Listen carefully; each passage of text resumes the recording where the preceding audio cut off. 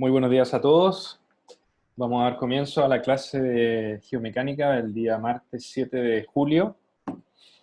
Primero indicando, porque he recibido varias preguntas en el correo, a pesar de que me parece haberlo indicado en las clases anteriores, que lo que va a entrar en el ejercicio 6 del día de mañana, miércoles, es todo lo referente a estabilidad de taludes, salvo lo que lo que está asociado a método de las dovelas, ¿cierto? Que va a ser el método que se va a usar principalmente en la tarea. Dado que es un método matemático que generalmente se resuelve vía software o a través de planillas de cálculo, los ejercicios en general toman más tiempo de lo que uno podría evaluar durante una hora, que se supone que es lo que dura el ejercicio que se hace en este curso. Entonces, eso nos deja con algunos, con menos materia, digamos, que controlar. Entonces, principalmente taludes en suelos no granulares gruesos, tanto en condición estática como pseudoestática. Y lo que vimos también del método sueco, que bueno, el método de Taylor resume de alguna manera ese método. Y creo que eso sería todo, digamos. O sea, es bien poca materia, la verdad. Con respecto a ejercicios me han pedido también, les recomendé todos los ejercicios y ejemplos que aparecen en el libro de Voodoo, en el capítulo 12 me parece, que es un capítulo que le subí a material complementario en Ucursos. Sí, es el capítulo 16, perdón. El título es del archivo es Voodoo 2011 CH16. En ese capítulo pueden encontrar varios ejercicios que son relevantes para esta parte del curso. Eh, Preguntan por la extensión del ejercicio. Sí, el ejercicio son 2 horas para resolverlo y 1 hora para entregarlo. Eso es más o menos lo que estamos manejando. Pero obviamente se diseña para que dure 1 hora.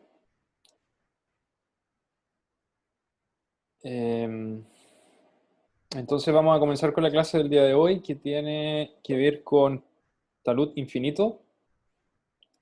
Les voy a... Me parece que ya les estoy mostrando la presentación del día de hoy.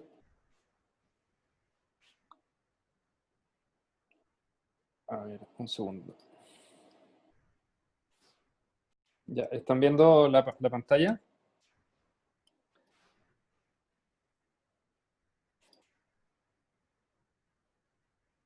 Ya, perfecto. Entonces, lo que voy a mostrar hoy día básicamente es una solución bastante utilizada en ingeniería geotécnica para resolver problemas relacionados con taludes que son muy, muy largos, ¿ya? O sea, que la cara del talud es muy larga. Esta solución se conoce como talud infinito y tiene es una sola formulación, pero que se puede extender dependiendo de los supuestos que uno haga a una condición seca, una condición sumergida o con flujo, ¿ya? Lo que uno resuelve es la condición con flujo, que es la más general, y haciendo algunos supuestos de los parámetros puede llegar a condición seca o sumergida. Eso está todo en el apunte.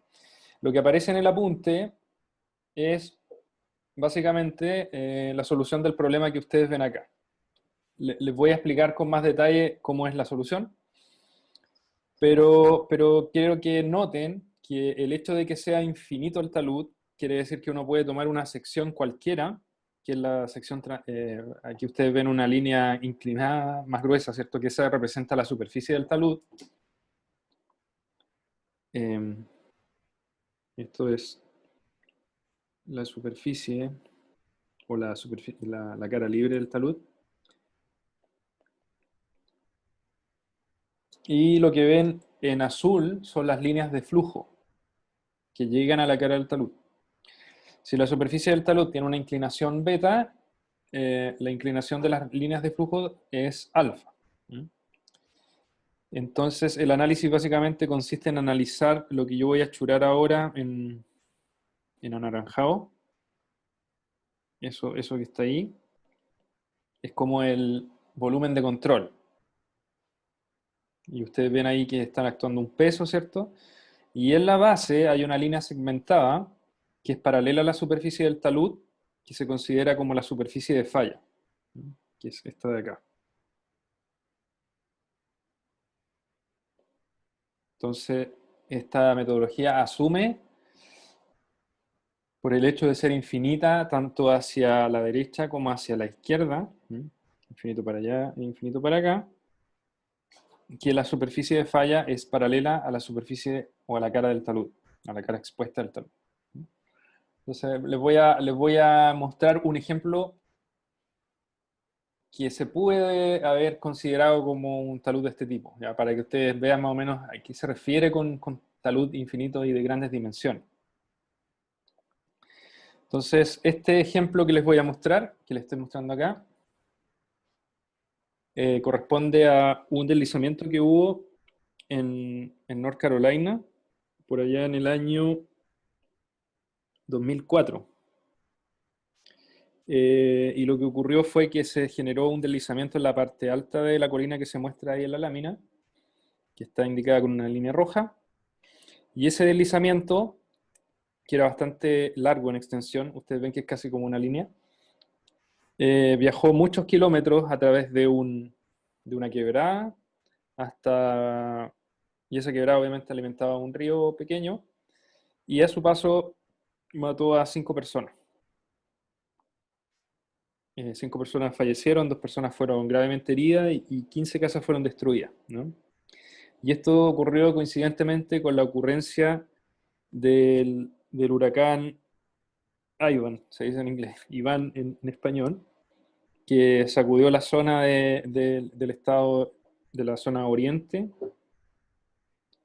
eh, perdón, la zona occidente de North Carolina, ¿ya?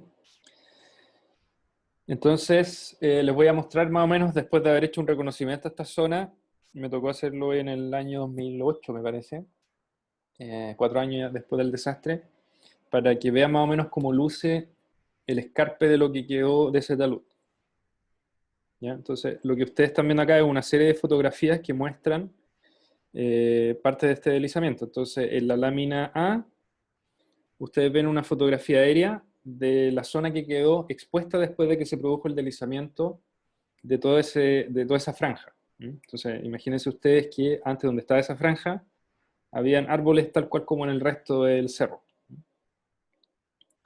La lámina, la figura B muestra más o menos las características esquemáticas de este sector. Ustedes pueden notar que el ancho Profe, de esto creo que no era, se ve. no sé, ya, es que yo no tengo retorno acá en el computador por alguna razón. Voy a dejar de compartir y les voy a compartir de nuevo para ver si se activa. Denme un segundito. Ya.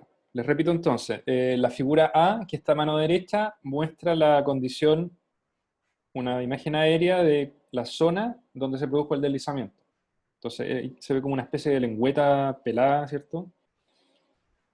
Que tanto a la derecha como a la izquierda está lleno de árboles, ¿ah? Eso era así originalmente, pero después del deslizamiento la zona quedó con una roca expuesta. La lámina B muestra esquemáticamente lo que les acabo de comentar, donde pueden ver que el ancho del deslizamiento son 30 metros y el largo debe ser varias veces más que eso. La lámina C muestra cómo quedó una de las casas afectadas por el deslizamiento. Las casas se destruyen, digamos, son mucho más frágiles en comparación a la energía que traía el material que se deslizó desde la parte alta de la colina. La lámina que está a la izquierda muestra el punto donde se generó el deslizamiento, eso que está en verde, puntito verde en la parte inferior izquierda, y lo que está en rosa es el camino del flujo que se produjo aguas abajo, hasta llegar a como el vallecito ahí. Entonces, cuando uno va y llega hasta la zona superior donde se produjo el deslizamiento, ve algo por el estilo. Las pendientes son bastante inclinadas. Yo calculo en este caso del orden de 50 grados, más o menos. Y ustedes pueden ver que la roca que queda aflorada después de este deslizamiento es muy plana, es muy lisa. Tiene muy poca rugosidad. Entonces, lo que ustedes tienen que imaginar es cómo fue la condición inicial antes de que quedara esa roca expuesta. Entonces, había una capa de material de sustrato o de suelo que estaba sobre esa roca, que alojaba vegetación, cierto árbol, etcétera, que se mantenía en una condición de estabilidad, pero que producto de este huracán que yo les mencionaba y producto de las fuertes lluvias, llegó a una condición de saturación tal que generó un deslizamiento. Varios de estas características se repiten también en Chile, y mucho de la estabilidad de estas estructuras se puede justificar por el hecho de que la vegetación muchas veces, los árboles grandes en particular, son capaces de atravesar y sus raíces son capaces de meterse incluso en la roca, lo cual de alguna manera sería como una especie de refuerzo del talud. Pero muchas veces las inclinaciones son tan altas que incluso esas raíces no son capaces de mantener la estabilidad y se genera un deslizamiento. Estas son otras vistas del talud, es otra vista. Una vista, tampoco sé. Espérenme un segundito para actualizar.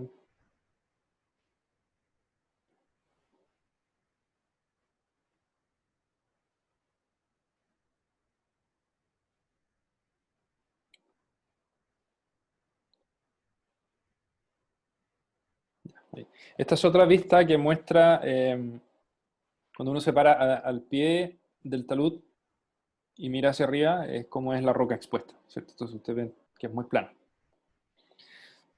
Bueno, en su momento el modelito que se hizo para poder explicar el deslizamiento, que es bastante simple, cuando uno calcula la estabilidad de un bloque que desliza sobre una base, considerando que entre ambos materiales existe un coeficiente de fricción mu, como el que aparece ahí, es súper fácil demostrar que el factor de seguridad, o el SF en este caso, porque está en inglés, es tangente de phi partido por tangente de alfa, donde tangente de phi es el coeficiente de fricción mu, y tangente de alfa es la tangente de la inclinación de este talud.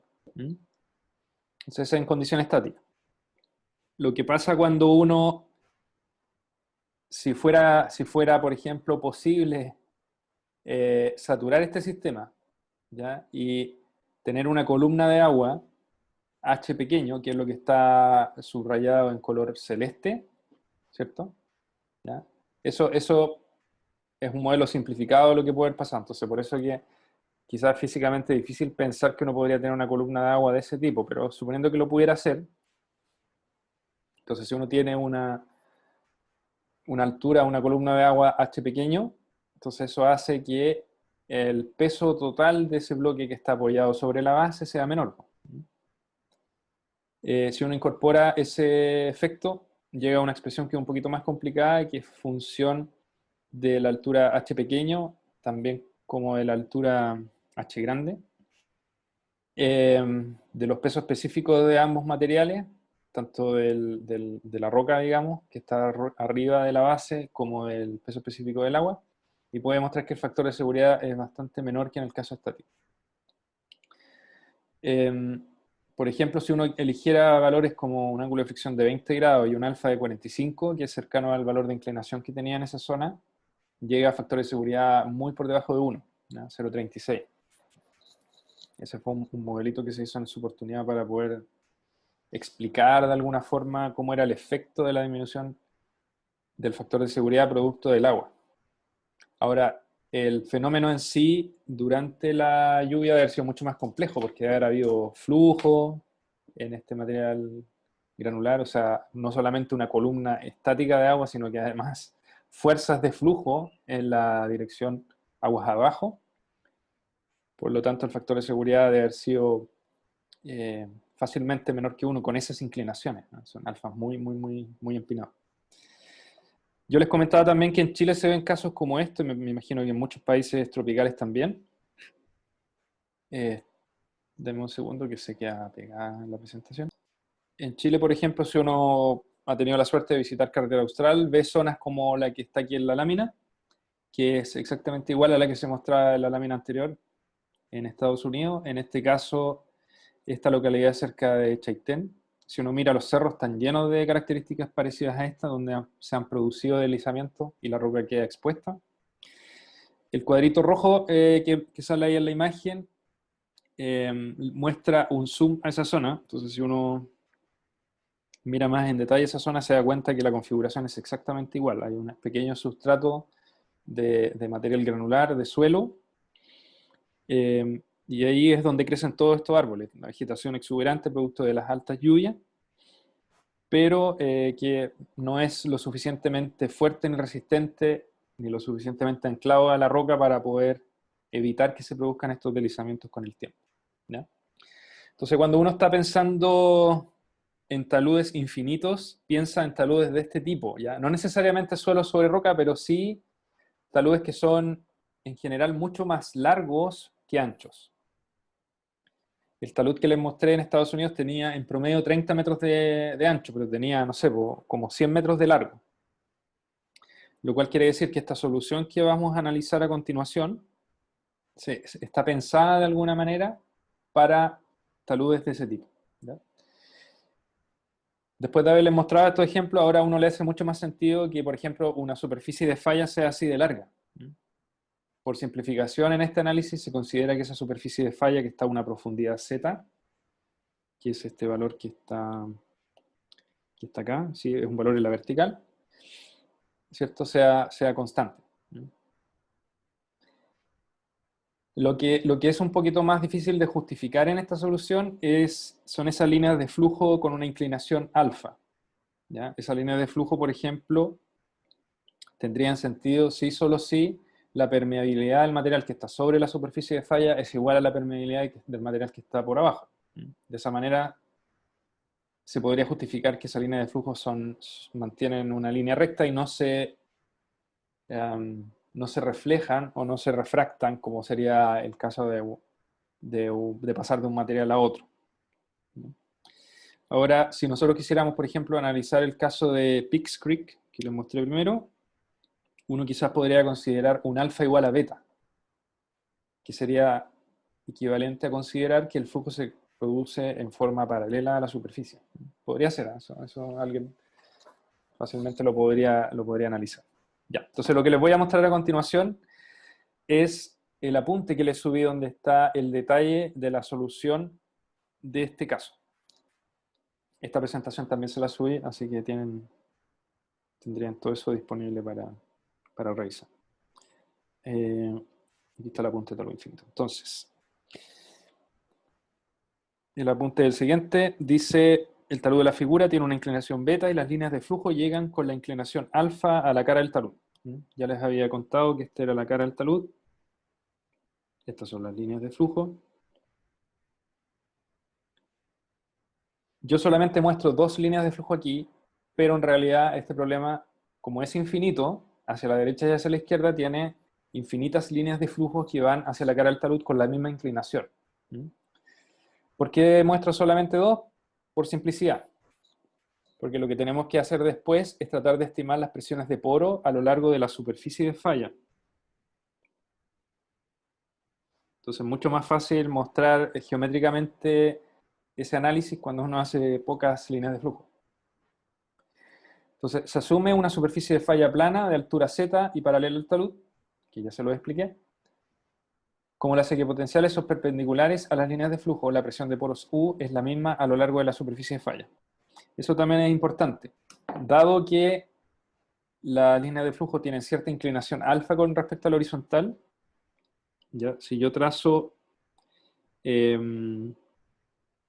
quiero calcular la presión de poro a lo largo de la superficie de falla, y voy a hacer un zoom al dibujo, lo que tengo que hacer para poder calcular la presión de poro en esta superficie que estoy marcando en rojo, ¿ya?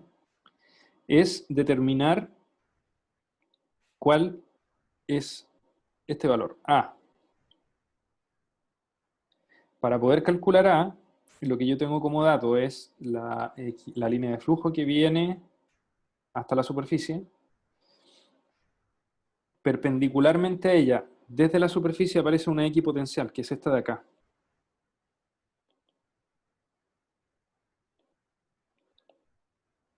¿Ya? Entonces, como esa es una equipotencial, al medir esta distancia en la vertical, que es el valor A, yo puedo obtener la presión de poro en este punto.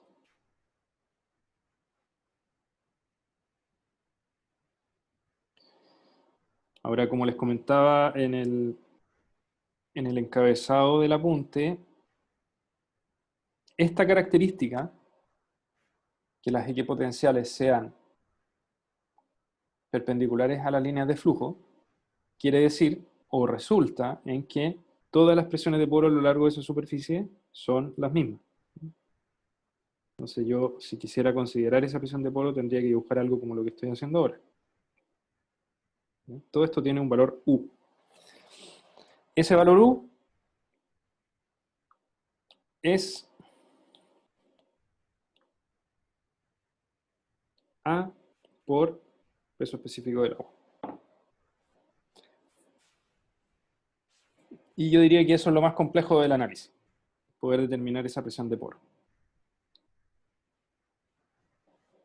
Este mismo concepto ustedes lo vieron probablemente o se los mostré en el caso de flujo en muros de contención. Cuando uno tiene una red de flujo y quiere calcular presiones de poro sobre la cuña de falla que está analizando, tiene que hacer el mismo análisis, solo que ahora en lugar de tener una superficie plana que es paralela a la cara del talud, en el caso de la cuña de falla uno tenía que calcularlo en la base de la cuña. ¿Ya? Esa era como la diferencia. Pero el análisis es lo mismo, es considerar la distancia que existe entre la intersección, entre una línea de flujo y la equipotencial y la superficie de falla en cuestión. Bueno, continuando con el análisis, para poder establecer el factor de seguridad de este sistema, lo que uno hace, como les comentaba, era analizar un elemento de control, que es todo esto de acá. Ese elemento tiene un largo L y tiene una altura Z. Entonces, cuando uno quiere hacer equilibrio, lo que le conviene es seleccionar un sistema de coordenadas local, donde X es paralelo a la superficie de falla e Y es perpendicular. Entonces, si uno hace equilibrio en X, va a tener solamente una componente del peso actuando en la dirección hacia abajo, digamos, hacia la izquierda en este caso, la cual nos indica que omega seno de beta es igual a la resistencia que ocurre en la base de ese elemento. Entonces, si yo dibujara, por ejemplo, este elemento de control, tendría aquí una resistencia que es asociada a una componente cohesiva que yo la llamo C' por L, donde L es el largo de ese elemento, y tendría una componente friccional que es proporcional a la normal aquí. ¿Ya? Si esa es la normal, entonces yo voy a tener una resistencia al corte que es esa normal por tangente phi. Son los mismos conceptos que hemos usado en todos los análisis de equilibrio límite. Y eso en el fondo tiene que equiparar la componente del peso que está en esa dirección. Tenemos una componente normal del peso, que es omega coseno de beta, y una componente a lo largo o en la dirección de deslizamiento, que es omega seno de beta. No me quedó muy grande este valor.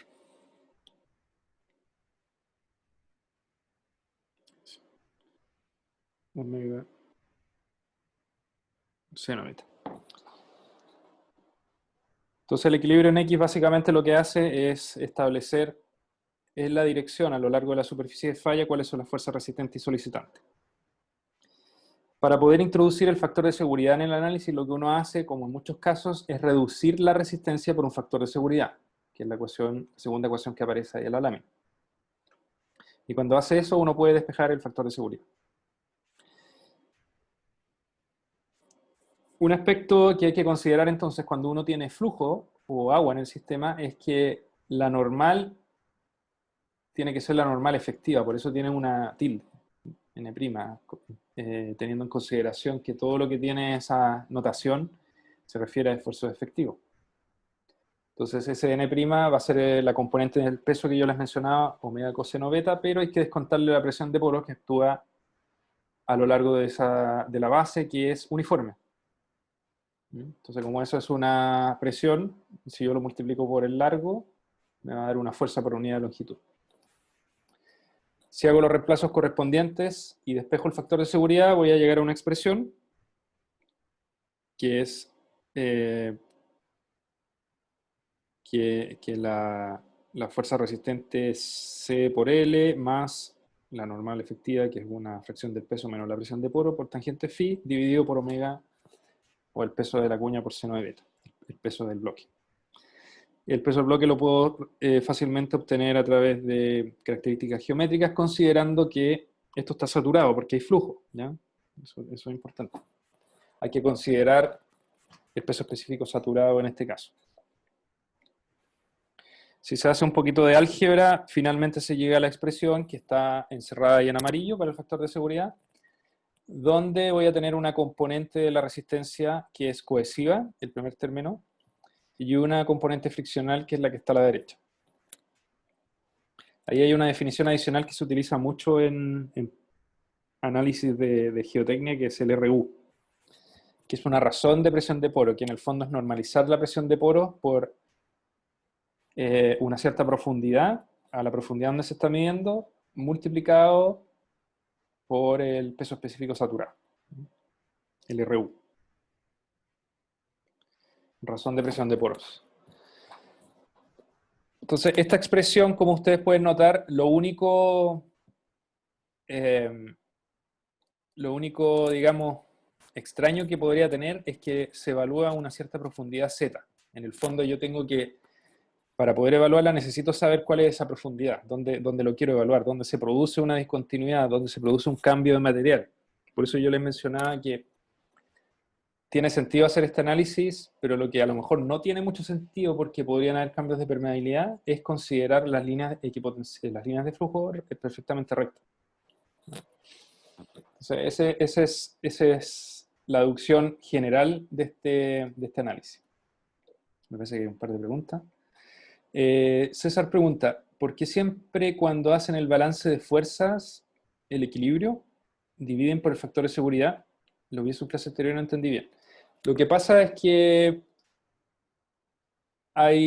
yo les mencionaba alguna vez que hay dos formas de definir, dos formas que yo conozco al menos, de definir factores de seguridad. La primera forma es definirlo así, lisa y llanamente, como fuerzas, la sumatoria de fuerzas resistentes. No está escribiendo, dame un segundito para actualizar esto.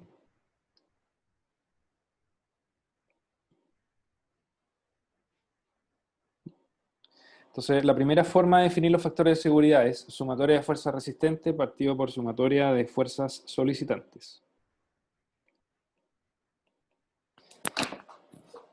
Cuando uno define el factor de seguridad de esa forma, lo único que tiene que hacer en los sistemas es determinar o establecer cuáles son las fuerzas que ayudan a que el sistema resista y no falle. Y por otro lado, identificar todas las componentes o todas las fuerzas que hacen que el sistema, al revés, en vez de resistir, falle, ¿cierto? Las que ayudan a generar una falla. Entonces, una vez que uno hace esa identificación, pone todo lo resistente en el numerador y todo lo solicitante en el denominador. Bueno, lo que ocurre cuando uno hace eso es que muchas veces no respeta la ecuación de equilibrio. Y hay un caso bien icónico que voy a ver si me acuerdo, no me acuerdo muy bien cómo era, pero a ver, déjenme esbozar una solución. Por ejemplo, si uno tiene, a ver, sirve este caso, ¿no? No me acuerdo, parece que había que hacerlo un poquito más complejo, pero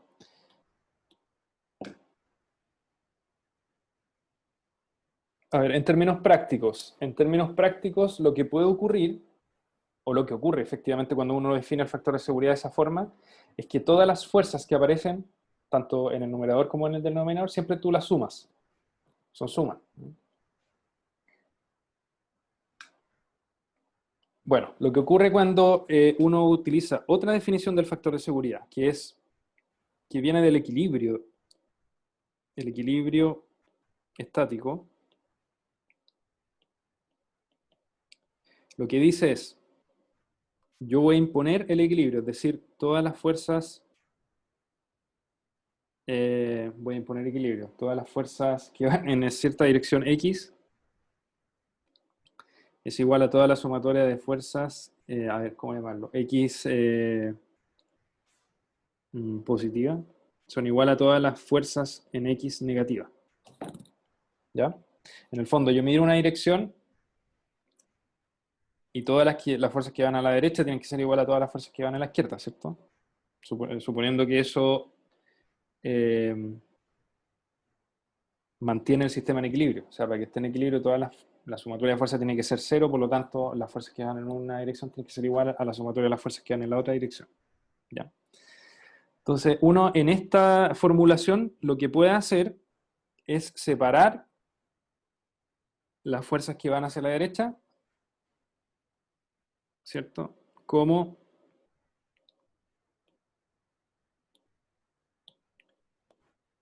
las puede separar a su vez en fuerzas que son solicitantes y fuerzas que van a la derecha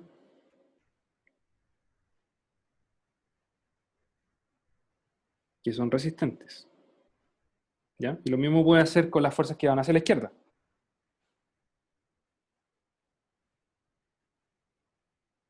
También hay solicitantes y resistentes.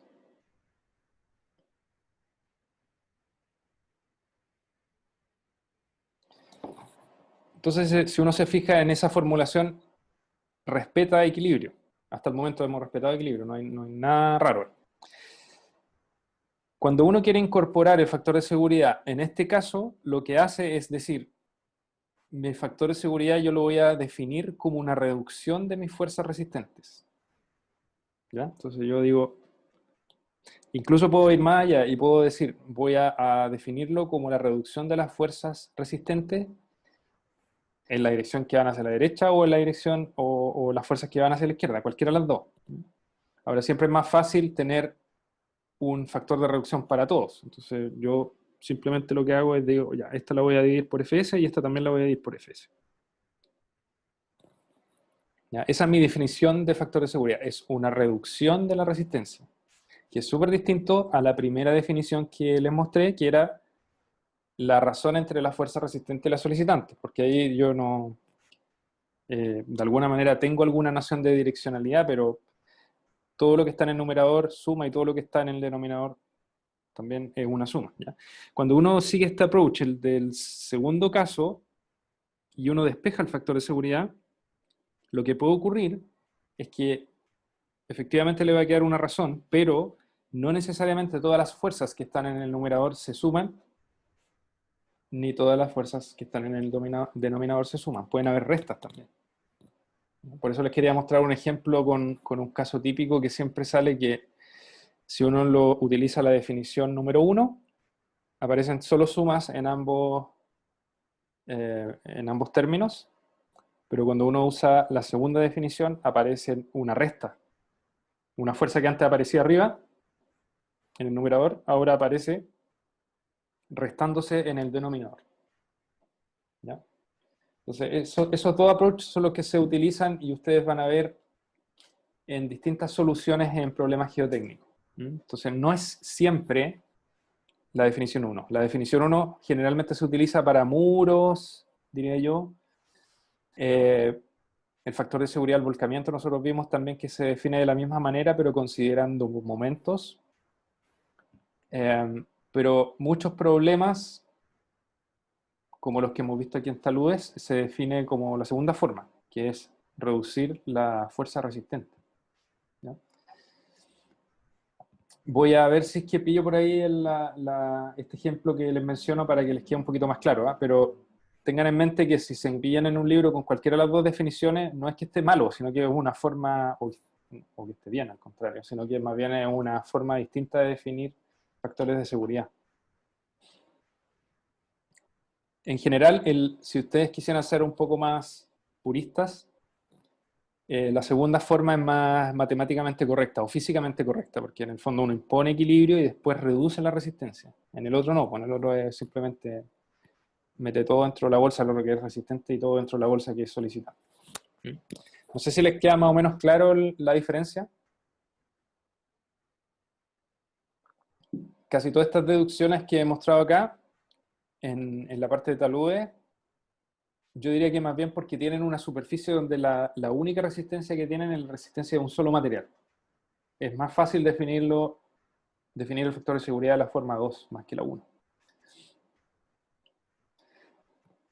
Ya, perfecto. Entonces,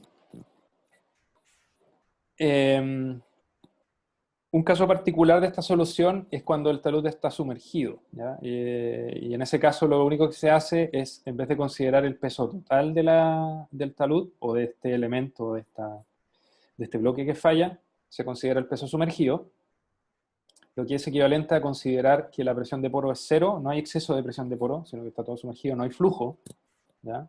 Cuando hay una condición hidrostática no hay flujo, por lo tanto ese U, que es exceso de presión de poro, se hace cero, y el gamma sat se reemplaza por el gamma boyante. Gamma boyante, recuerden que es gamma sat menos gamma del agua. Y la expresión se simplifica un poquito más. Además, si es que, no además, en realidad, otra condición, si es que la cohesión fuera nula, también la expresión en amarillo se va a un término completo que es el de la izquierda y queda solamente el de la derecha. Eso también es un caso particular. Si ahora el talud estuviera seco, es decir, no hubiese flujo ni hubiese saturación, uno obtiene el típico factor de seguridad para un material granular, que es tangente de phi partido por tangente beta. Por último, esta solución, lo que muestro acá es cómo se calcula la presión de poro. Lo que aparece en amarillo es la expresión para determinar la presión de poros, que para poder demostrar esto, que es lo que son esos tres pasos que están ahí, hay que ver la geometría de las líneas de flujo y las equipotenciales, ¿ya? Aquí estuve antes de la clase marcándoles cuáles eran los ángulos que tenían que considerar. Entonces aquí aparece el ángulo alfa, este de acá.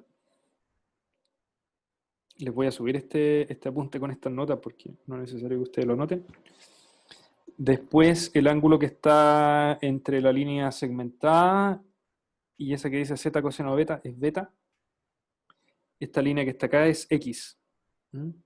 Y esa línea larga que está ahí es la equipotencial. Entonces, si ustedes son capaces de mirar esta figura y entender más o menos cuáles son los parámetros que están ahí, van a poder entender cómo se llega a calcular A, que es el que nos interesa para calcular la presión de poro. Entonces, no lo voy a hacer en detalle, digamos, pero este cuadrito de ecuaciones que están ahí se resumen a partir del análisis de la geometría y de los ángulos que aparecen en la figura más arriba. ¿Ya? Y simplemente lo que hago abajo es reemplazar esa expresión de la presión de poros, que es bastante grande, digamos, y mostrarle algunos casos particulares como qué pasaría si la cohesión fuera nula y qué pasaría si ahora el flujo alfa fuera perfectamente paralelo a la superficie del talud, alfa igual a beta. En ese caso se obtiene un factor de seguridad que es tangente phi partido por tangente beta, corregido por una constante que depende del peso específico saturado del material y el peso específico del agua. ¿Ya? Entonces, mi sugerencia es que lo vean, revisen un poco esta solución. No es necesario que se lo aprendan, no creo que o sea, ya, de hecho, no entra para el ejercicio mañana, sí, es lo práctico, digamos. Pero si se vieran enfrentado a una situación en la cual tienen taludes de este tipo, es súper útil, digamos. Es súper útil porque uno discretiza, digamos, el talud, conociendo más o menos la geometría, los parámetros, puede estimar fácilmente factores de seguridad. Es una súper buena solución para comparar modelos numéricos y para tener primeras aproximaciones de factores de seguridad de taludes grandes. ¿Ya? No sé si hay más dudas al respecto. Si no hay más dudas al respecto, quisiera pasar a la siguiente presentación que está muy relacionada con este tema, que son más que nada reflexiones con respecto a la estimación de factores de seguridad de taludes naturales. Que lo tenía programado para la próxima clase, pero yo creo que lo voy a alcanzar a ver en esta clase de acá. Bueno, lo que ven acá ustedes es una fotografía de un deslizamiento en Taiwán. Un deslizamiento de grandes proporciones, que si bien se hizo, ustedes ven ahí que hay una carretera, ¿cierto? Hay unos taludes que están muy cerca de la carretera, sin embargo lo que se ve es una falla global del talud. O sea, no es solamente un área pequeñita del talud la que falló, sino que más bien un gran movimiento que se puede considerar incluso como una falla de bloque. Un gran bloque que se deslizó y llegó hasta el camino. Bueno, ciudades o países, digamos, donde hay mucha lluvia, climas medios tropicales, aparecen muchos, el efecto del agua es muy importante, ¿ya? Entonces, quizás en Chile no tanto por ahora en esta zona del país, pero sí quizás en el sur. Afortunadamente, entre comillas, como hay menos población en esas zonas, uno no sabe mucho de desastres debido a deslizamiento. A pesar de que sí han habido históricamente, por ejemplo, en la Villa Santa Lucía, hace un par de años atrás, hubo un gran deslizamiento de una zona alta, de un macizo rocoso, que casi que inundó completamente este pueblo, matando a varias personas. Eh, pero en realidad, como no hay tanta infraestructura como en otros lados, son noticias lamentables, pero que tampoco comprometen tanto la seguridad o algún tipo de industria, algún tipo de una población mayor, ¿ya? Sino que son más bien zonas un poco remotas, diría yo, con todo lo lamentable que es. Digamos, podría ser peor, como ocurre en otros países, que toda la infraestructura está construida en estas zonas donde son muy lluviosas, terrenos de no tan buenas características geotécnicas y además sometidos a constantes lluvias. Entonces, cosas como estas se pueden entender porque obviamente no hubo una prospección o un análisis adecuado de cuál podría ser la estabilidad de este talud. Entonces, siempre cuando uno tiene taludes en la naturaleza, que en general tienen dimensiones mucho más grandes que la que uno está acostumbrado en escala geotécnica, es muy difícil de evaluar cuáles son los factores de seguridad. Entonces, la reflexión que voy a hacer en esta presentación tiene que ver un poco con eso, con la incertidumbre que uno tiene en estos casos. Bueno, lo que aparece aquí en esta lámina, que les voy a actualizar inmediatamente,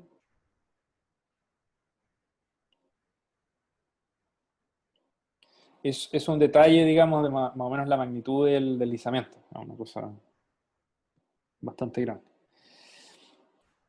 Lo que ocurre en los taludes naturales es que el cálculo de estabilidad es muy difícil de hacerlo a través de formas analíticas, como las que hemos revisado en el curso. Formas analíticas quiere decir que son ecuaciones que uno puede evaluar rápidamente a través de ábacos o fórmulas, o a través de métodos como el método de las novelas. Pero sí lo que se puede hacer y lo que se debe hacer en estas circunstancias es confiar mucho más en la inspección visual y en el conocimiento de la geología local, ¿ya? Entonces, ¿qué es lo que se muestra ahí? Se muestran dos condiciones. Una condición de un talud que está a la izquierda, que está representada por esa línea verde continua, que se denomina un contorno suave, y un talud que está a la derecha, que es un poquito más abrupto, tiene cambios más sinuosos, si lo quieren ver, de alguna forma.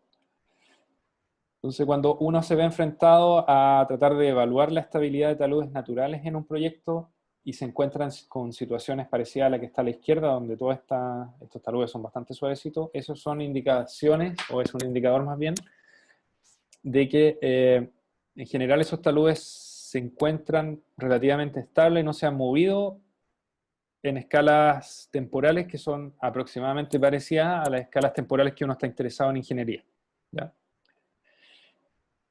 En cambio, el de la derecha, por tener contornos irregulares, eso está asociado a condiciones de posibles deslizamientos más frecuentes.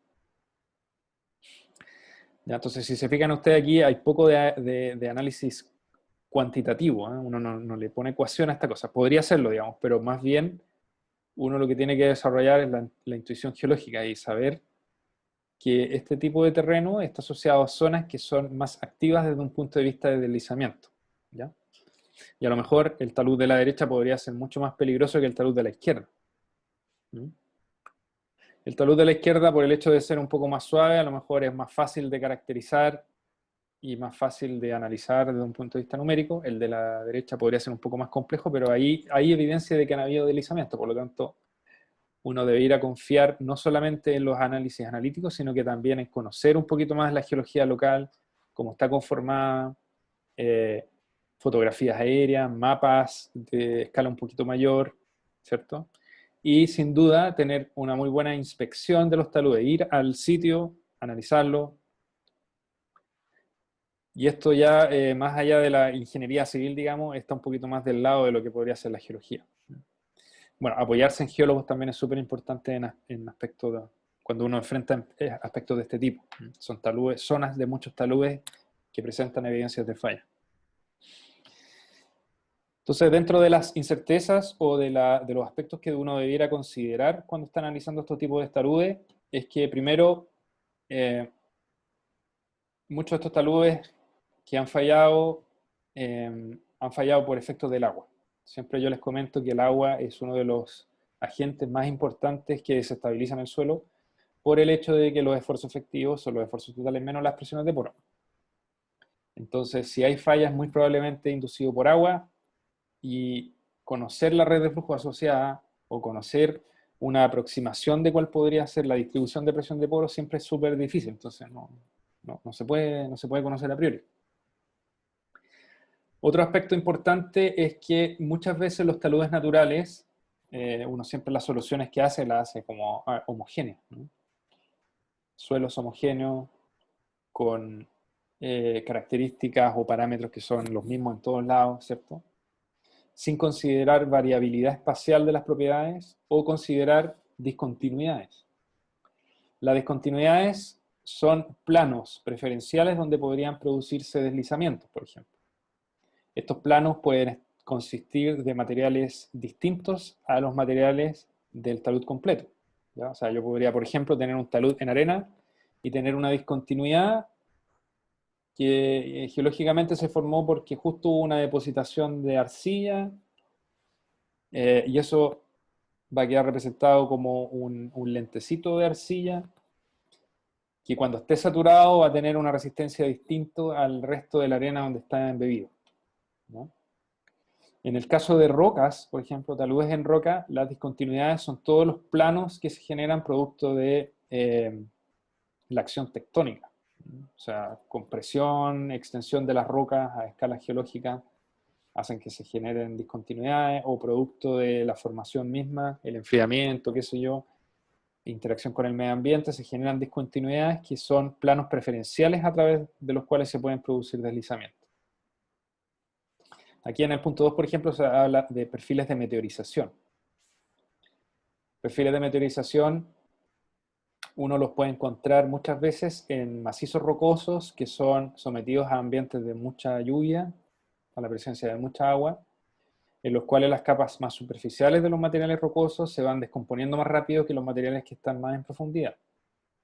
Entonces, en esos casos, uno a veces puede encontrar distintos perfiles de meteorización dependiendo de los tipos de roca.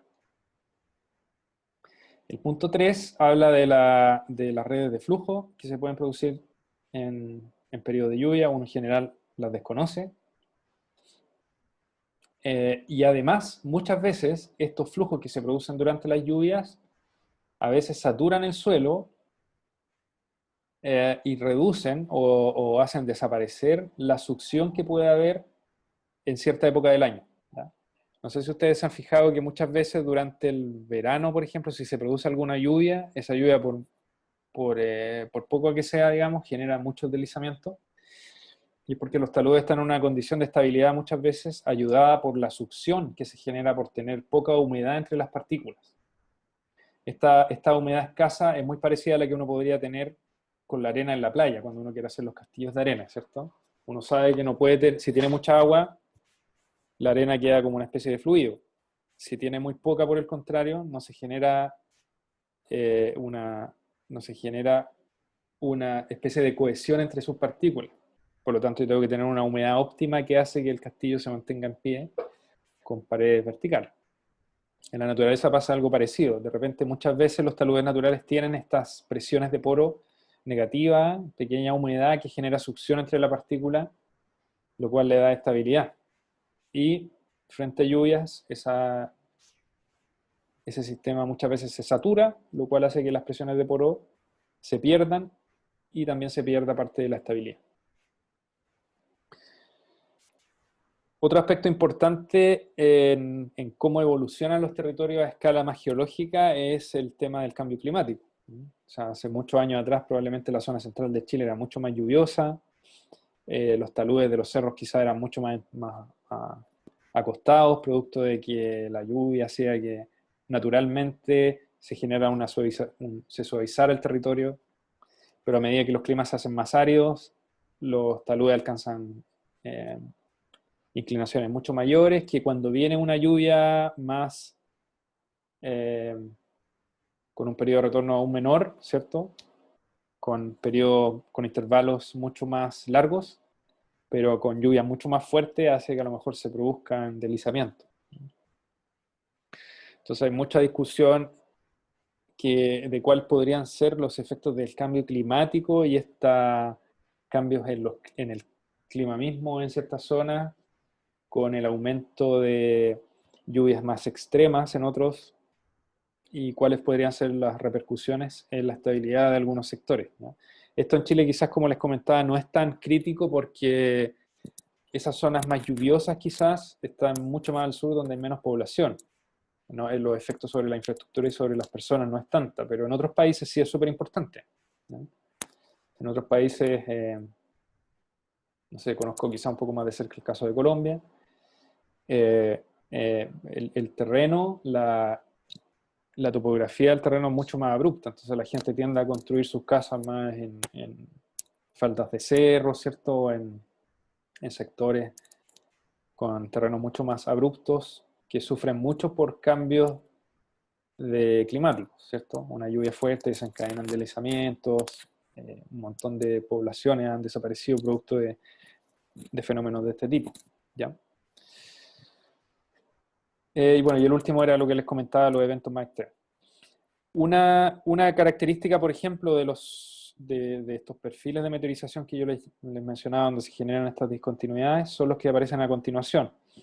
En Chile, por ejemplo, hay hartos, y en el mundo en general hay muchos suelos residuales, que son estos que se generan producto de la meteorización de rocas in situ.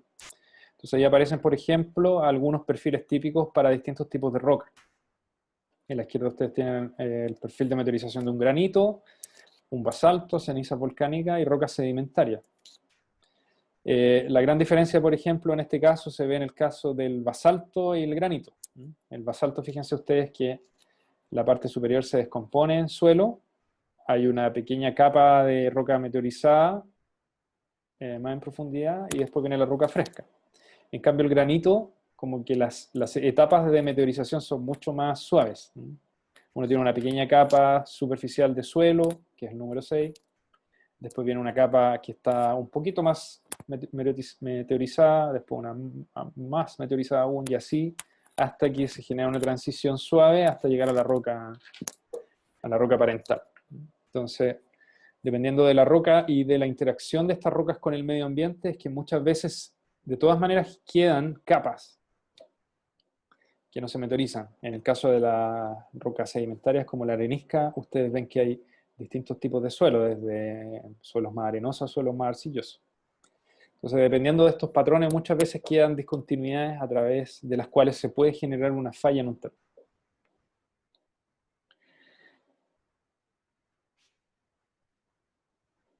Entonces, básicamente lo que hay que tener en consideración, bueno, para suelos residuales, aquí son recomendaciones más específicas, ¿no? Suelos de baja permeabilidad, como los suelos residuales, responden rápidamente a cambios ambientales. Los modelos analíticos ayudan a comprender la influencia de distintos factores e identificar el peor escenario. Entonces, es una herramienta, pero no lo es todo. O sea, cuando uno se ve enfrentado nuevamente a estos problemas de taludes naturales, tiene que confiar mucho más en observaciones de tipo geológica con algún tipo de intuición y conceptos geotécnicos, más que la solución analítica, ¿no? Lo que uno muchas veces como ingeniero está acostumbrado a resolver el problema a través del software o de la ecuación. Aquí tiene que tener un ojo un poquito más y una mente un poquito más abierta, porque hay fenómenos que se le pueden estar escapando. Bueno, y para terminar la clase del día de hoy, me gustaría referir a un problema que muchas veces ocurre con los software y que es algo que ustedes tienen que resolver en la tarea o considerar más bien en la tarea de estabilidad de taludes. Y es que muchas veces los software que resuelven estabilidad de taludes utilizan una cota, a ver, ¿cómo le llamamos acá? Es una línea piezométrica, ¿ya? Es una línea piezométrica. Les voy a hacer un esquema de esto. Entonces, ustedes tienen el talud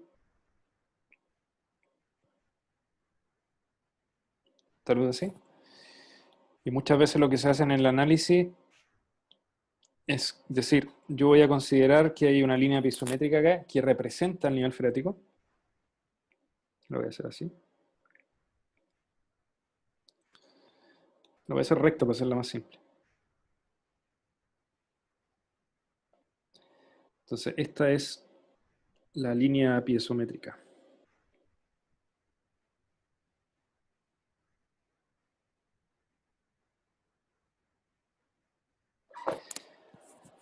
Entonces, lo que hacen muchos software es considerar que la presión de poro en cualquier punto bajo la línea piezométrica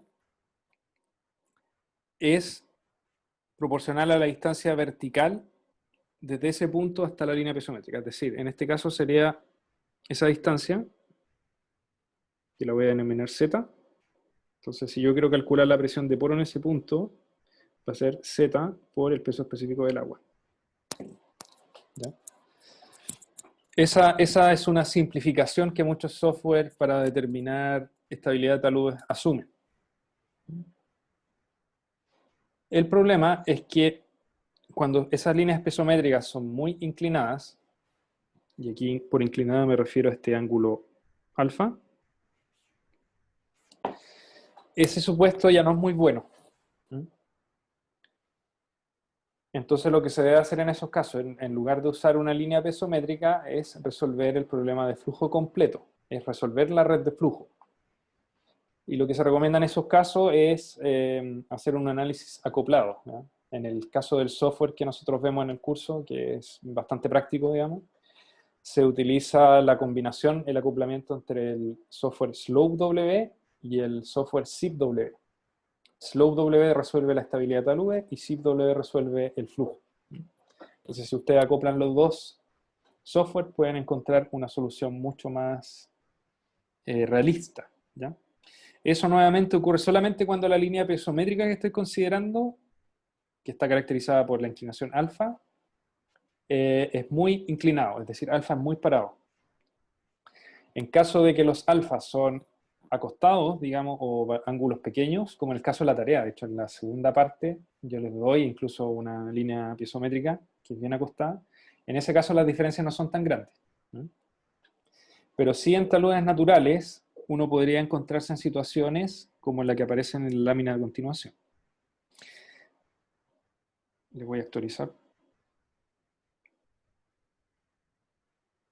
Entonces, en esta lámina lo que se muestra es el análisis de estabilidad de taludes de dos taludes, donde el que está a la izquierda tiene una red de flujo calculada con un software que permite hacer eso, como el ZipW, y se hace un análisis de estabilidad de ese talud, y lo que ocurre es que el factor de seguridad, si ustedes se fijan, es 1,22.